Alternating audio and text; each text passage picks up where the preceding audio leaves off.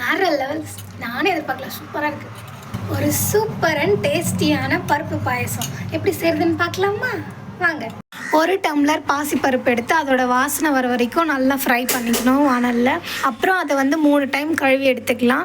Next வந்து குக்கரில் இந்த பாசிப்பருப்பை போட்டு நீங்கள் சாதம் வடிக்கிறதுக்கு இப்போ 1 டம்ளருக்கு 2 டம்ளர் தண்ணி ஊற்றுவீங்களா, இதுக்கு வந்து எக்ஸ்ட்ரா 1 டம்ளர் தண்ணி ஊற்றிக்கலாம். 3 டம்ளர் தண்ணி ஊற்றி குக்கரில் லிட்டு போட்டு மூடி ஒரு 4-5 விசில் கூட விட்டுக்கலாம், நல்லா குழையிற அளவுக்கு.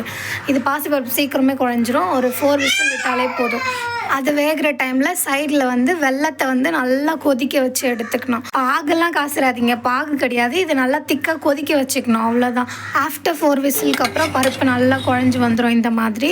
அதுக்கப்புறம் அந்த நம்ம கொதிக்க வச்சுருக்கோம் இல்லையா வெல்லம், அதை வந்து நான் வடிகட்டி வச்சு நல்லா வடிகட்டி ஃபில்ட்ரு பண்ணி ஊற்றிக்கணும், பருப்பில் ஊற்றணும். ஊற்றிட்டு இந்த வெல்லத்தையும் அப்புறம் நம்மளோட பருப்பு ரெண்டுத்தையும் சேர்த்து நல்லா கலந்து விடணும். அப்புறம் வந்து நம்ம பருப்பு எடுத்தோம்ல அதே டம்ளரால் 1 டம்ளர் பால் ஊற்றிக்கலாம்.